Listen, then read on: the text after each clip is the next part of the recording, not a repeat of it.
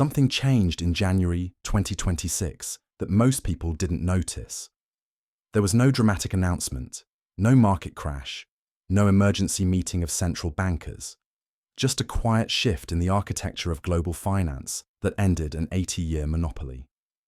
For the first time since the Bretton Woods Agreement in 1944, countries can now conduct large-scale international trade without touching the US dollar system.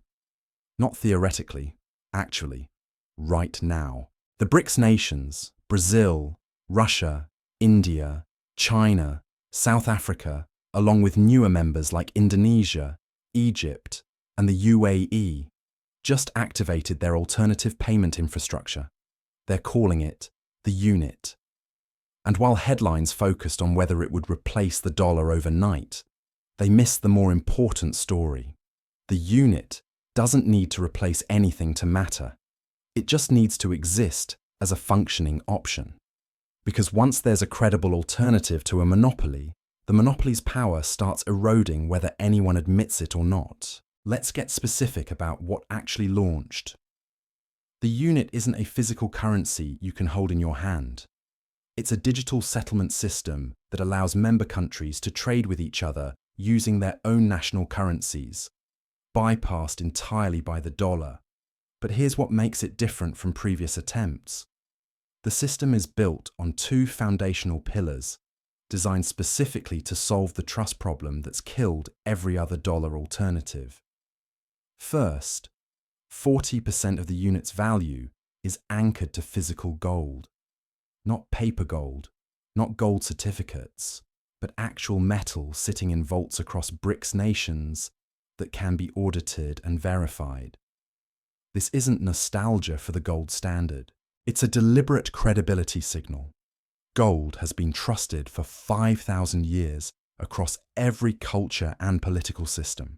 By tying the unit to gold, BRICS is essentially saying to the world, this currency is backed by something that exists outside any single government's control. It can't be printed, it can't be manipulated by central bank policy, and it can't be sanctioned out of existence. The other 60% is backed by a weighted basket of BRICS national currencies: Chinese yuan, Indian rupees, Russian rubles, Brazilian reals, and the rest. This is where the growth bet lives. These economies represent over 41% of global GDP at purchasing power parity and nearly half the world's population. The unit is essentially a bet that this combined economic mass, with its natural resources, manufacturing capacity, and enormous consumer markets, is strong enough to support a reserve currency. Why build it this way? Because the design itself is the strategy. The gold component provides stability and universal trust. The currency basket component provides sovereignty and upside. No single country controls it. No single country can weaponize it. And that's precisely the point. You need to understand what triggered this. The catalyst wasn't economic theory or academic debate about monetary systems. It was February 2022. After Russia invaded Ukraine, Western nations led by the United States did something unprecedented. They froze over $300 billion of Russia's foreign currency reserves. Money Russia had accumulated over decades, stored in Western banks, made inaccessible overnight. One policy decision and a G20 economy lost access to its national savings. Every other major country watched that happen and had the same thought. If it can happen to Russia, it can happen to us. China watched, India watched, Saudi Arabia watched, Indonesia watched, and they all realized their reserves, their national wealth, could be deleted by foreign policy decisions made in Washington or Brussels. The dollar system wasn't just a payment network anymore. It was a control system. And the unit is their answer. It's not an attack on the dollar. It's a defense against dependency. But does this actually work in practice? Or is it just an idea on paper? We already have the answer because the beta test has been running for 4 years. Russia and China currently conduct approximately 99% of their bilateral trade without using a single US dollar. Think about that scale. Two of the world's largest economies, trading hundreds of billions in oil, gas, machinery, electronics, and agricultural goods, settling everything in rubles and yuan directly. They didn't wait for permission or perfect infrastructure. Necessity forced innovation. Western sanctions made the dollar unusable for Russia, so they built workarounds. The unit is simply the formalization and expansion of what already proved functional between Moscow and Beijing. It's taking a proven bilateral system and scaling it to 10 countries, then 13 partner nations, with more waiting to join. Scale changes everything in finance. When two countries bypass the dollar, it's an anomaly. When half the world's population has the option to bypass it, that's a structural shift. BRICS now represents roughly 3.6 billion people. That's not a future market, that's an existing user base. Oil from Russia to India, electronics from China to Brazil, commodities from South Africa to Egypt, all of this can now flow through unit-based settlement. The infrastructure is live. The demand is built in. The question isn't whether it can work. The question is how fast it spreads. And there's one asset benefiting from all of this in ways most people haven't connected yet. Gold. Because if the unit gains adoption, if more countries join and more trade flows through the system, the demand for gold backing becomes enormous. BRICS nations already control about 50% of global gold production and hold over 6,000 tons in reserves. But if this system scales the way its architects envision, they'll need significantly more. This creates something financial markets haven't seen before. Persistent institutional demand meeting relatively fixed supply. It's why JP Morgan is forecasting gold at $5,000 per ounce by late 2026. Some analysts are projecting even higher if unit adoption accelerates. Every transaction settled in units requires gold backing. More units means more gold demand. And we're potentially talking about a system handling trillions in trade annually. But here's what this really means for the United States. To understand what the unit really means for America, you need to understand something economists call exorbitant privilege. It's a term coined in the 1960s, and it describes the most powerful economic advantage any nation has ever possessed. Because the world uses dollars for international trade, and central banks hold dollars as reserves, the United States gets benefits no other country can access. America borrows money cheaper than anyone else because global demand for dollar assets is essentially guaranteed. The US runs massive trade deficits year after year, buying more than it sells, because other nations need to accumulate dollars just to participate in global commerce. Washington can weaponize financial access through sanctions that cripple entire economies without firing a shot. This privilege isn't earned through superior products or efficient government. It's structural. It exists because there was no alternative. The unit changes that calculation fundamentally. This isn't about the dollar dying next month or hyperinflation hitting your savings account next quarter.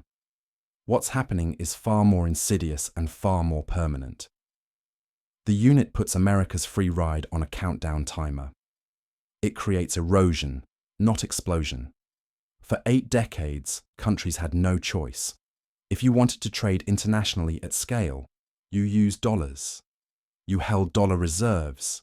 You played by dollar rules. Now there's an exit door. And every time a country walks through it, even partially, even for just one category of trade, it reduces the global demand for dollars that underpins American financial dominance. The damage compounds slowly, then suddenly. But there's a group of nations where this matters even more than it does for America or China. The countries watching this development most carefully aren't the major powers. They're the ones caught in between. Indonesia, Nigeria, Turkey, Vietnam, Pakistan, Bangladesh. These are massive economies with hundreds of millions of people, and they're trapped.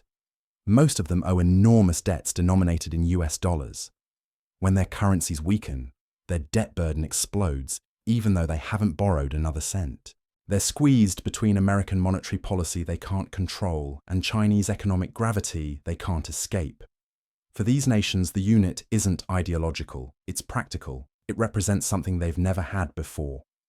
Options, diversification of risk. A way to trade with major partners without complete exposure to dollar volatility or Western foreign policy decisions. An escape valve if they face sanctions or financial pressure. Every time one of these countries faces a currency crisis tied to dollar debt, every time they watch the Federal Reserve raise rates and destabilize their economy, every time they see another nation get cut off from dollar systems, the BRICS alternative looks more attractive. This is how a monetary shift becomes a geopolitical realignment. The unit acts like gravity, pulling in nations that want more sovereignty and less vulnerability. It won't replace the dollar for everyone overnight, but it begins splitting the world into different spheres of financial influence. And the existence of a functioning system signals to the next wave of countries that joining is now a realistic option. The infrastructure is built. The trade flows are proven. The question is just timing. Yet there's one massive vulnerability nobody in BRICS wants to talk about openly. For this system to work long term, these countries need something incredibly difficult to achieve: sustained trust and coordination among nations that are often rivals. Look at the internal contradictions. China and India, the two demographic giants, have active border disputes and competing visions for Asian dominance. Russia and China present unity now, but historically they've been adversaries for Central Asian influence. Brazil's democratic government operates with completely different values than Russia's authoritarian structure. Managing a shared currency system requires giving up meaningful amounts of individual sovereignty. That's an enormous political sacrifice for proud nations. What happens when one member faces a financial crisis? Who bails them out? Who controls monetary policy decisions? Who manages the gold reserves? What if relationships deteriorate? These are the questions that nearly destroyed the euro during the Greek debt crisis. And those were countries with far more shared history and integration than BRICS has. The greatest threat to the unit might not come from Washington or Western financial institutions. It might come from internal fracture, the difficulty of maintaining unity among diverse nations with competing interests over decades. This is the vulnerability Western analysts are counting on. The bet that BRICS will eventually collapse under the weight of its own contradictions. But here's the counterargument that keeps strategists up at night. Shared opposition can be more powerful than shared values. These nations may have differences, but they share one overwhelming common interest: reducing dependency on a system that can be weaponized against them. That shared motivation, driven by genuine security concerns after watching Russia's reserves vanish overnight, may be strong enough to overcome internal tensions. At least for now. At least long enough to establish the system as permanent infrastructure. Because once the alternative exists and proves functional, it doesn't need perfection. It just needs to work well enough that countries keep using it. And every year it survives adds legitimacy and momentum that becomes nearly impossible to reverse. So let's zoom out and assess what this actually means for the structure of global finance going forward. Because the launch of the unit isn't just another headline about currency experiments or geopolitical posturing. This is the moment infrastructure became reality. For 8 decades, since Bretton Woods established dollar supremacy in 1944, there was effectively one system for international settlement. Countries could complain about it, resent it, criticize it all they wanted, but functionally, there was no alternative at scale. That monopoly just ended. Not through military confrontation or economic collapse, but through patient construction of parallel rails. BRICS built their own tracks while everyone was watching the old train. The genius of their approach wasn't aggression. They didn't declare war on the dollar or demand countries pick sides immediately. They simply made participation optional, created infrastructure where none existed before, offered a credible choice to nations that previously had no leverage. And that optionality, that simple existence of a functioning alternative, changes the entire negotiating dynamic of global finance. When the US threatens sanctions now, a targeted country can credibly respond with redirection of trade flows rather than capitulation. That's a fundamentally different world than the one that existed 24 months ago. And the design itself reveals sophisticated understanding of what actually builds trust in monetary systems. The 40% gold backing wasn't arbitrary. Gold is the ultimate political neutral. It doesn't belong to any nation, any ideology, any alliance. It's trusted across every culture and system precisely because it predates all of them. By anchoring the unit to physical metal, BRICS addressed the credibility question immediately. This isn't fiat currency backed by promises. This is value you can audit, weigh, and verify independently. That matters enormously to countries skeptical of trusting any single nation's judgment.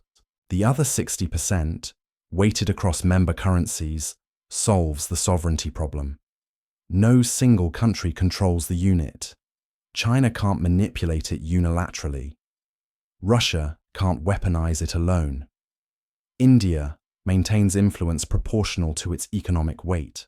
This structure distributes power in a way that makes participation safer for smaller members who fear domination by larger ones. It's monetary architecture designed specifically to overcome the trust barriers that have killed previous alternative currency attempts. But the catalyst that made all of this urgent rather than theoretical was February 2022, when Western nations froze Russia's $300 billion in reserves overnight. They proved that the existing system could be weaponized instantly and completely. Every finance minister and central bank governor watching understood the message. Your reserves aren't really yours if they're held in someone else's system. That realization transformed monetary sovereignty from abstract economic theory into concrete national security imperative. Countries started asking a question they'd never seriously considered before. What happens if we're next? The unit is the answer to that question. It's financial infrastructure built specifically to be sanction-resistant, freeze-proof, and independent of Western control. Think of it as the monetary equivalent of developing domestic military capabilities after realizing foreign protection might vanish. It's not about attacking the old system. It's about ensuring survival if access to that system disappears. And here's what makes this particularly significant. The system already works. We're not talking about prototypes or proposals anymore.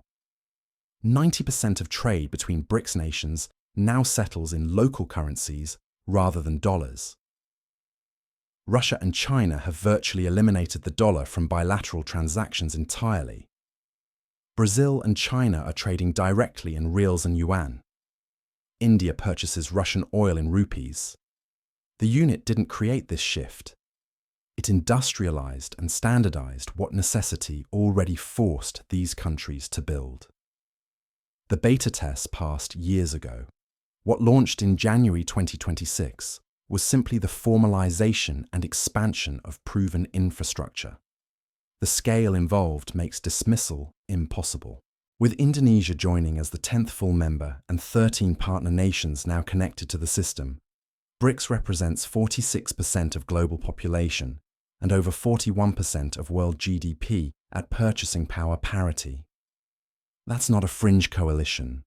That's nearly half of humanity and economic output suddenly operating with access to dollar-independent settlement infrastructure. Every transaction that flows through this system instead of dollar rails represents reduced demand for dollars, reduced need for dollar reserves, reduced effectiveness of dollar-based sanctions. Gold demand accelerates as a direct mechanical consequence. If the unit expands and more trade settles through this system, members need more gold to maintain the 40% backing ratio. BRICS nations already control roughly half of global gold production and hold over 6,000 tons in reserves.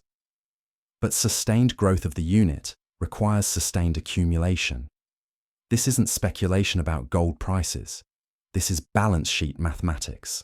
More settlement volume requires more metal, Supply is relatively fixed. You can see where this leads. For the United States, the danger isn't immediate dollar collapse. That's not how reserve currency transitions work historically. The risk is steady erosion of the exorbitant privilege that's underwritten American power for generations. Less international demand for treasuries means higher borrowing costs over time. Reduced need for dollar reserves means less tolerance for American trade deficits. Weakened network effects mean sanctions become less devastating and therefore less credible as deterrents. The shift is incremental, but incrementalism in one direction over years becomes transformation. Third-party nations represent the real battleground.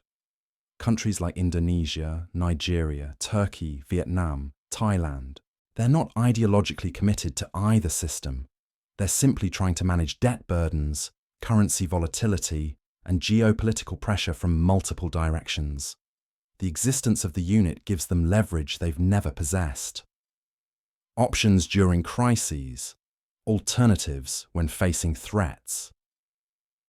Every time dollar-based sanctions hurt an economy or Federal Reserve policy destabilizes a currency, the BRICS alternative becomes more attractive to fence-sitters. Can BRICS maintain unity long enough for this to matter? That's the critical uncertainty. Coordinating monetary policy across nations with competing interests and different political systems has destroyed previous attempts, but shared vulnerability creates powerful incentives. These countries watched financial weaponization work. They won't easily forget that lesson. The unit doesn't require perfection. It just needs to function well enough that countries keep using it. And every year it survives adds legitimacy that becomes nearly impossible to reverse. The era of dollar monopoly is over. What replaces it is competition. And in competition, dominance gradually decays into mere participation. That transformation has already begun. The world just entered a fundamentally different phase of financial history. Not because the dollar is dying tomorrow or because American power is collapsing next week, but because monopolies don't end in spectacular explosions. They end when alternatives exist and prove functional. The unit isn't trying to destroy the dollar system. It's simply making participation in that system optional for nearly half the world. And once choice exists, dominance begins its slow, irreversible decay into mere participation. The countdown isn't measured in months. It's measured in trade flows, reserve diversification, and the steady accumulation of countries deciding they need a backup plan. January 2026 will be remembered as the moment the backup plan went operational. Everything that happens next is just math playing out. Countries will optimize for sovereignty over convenience. Systems will fragment into spheres of influence, and the financial architecture that defined your entire lifetime will transform into something none of us fully recognize yet. The game didn't end. The rules just changed, and you can't unchange them.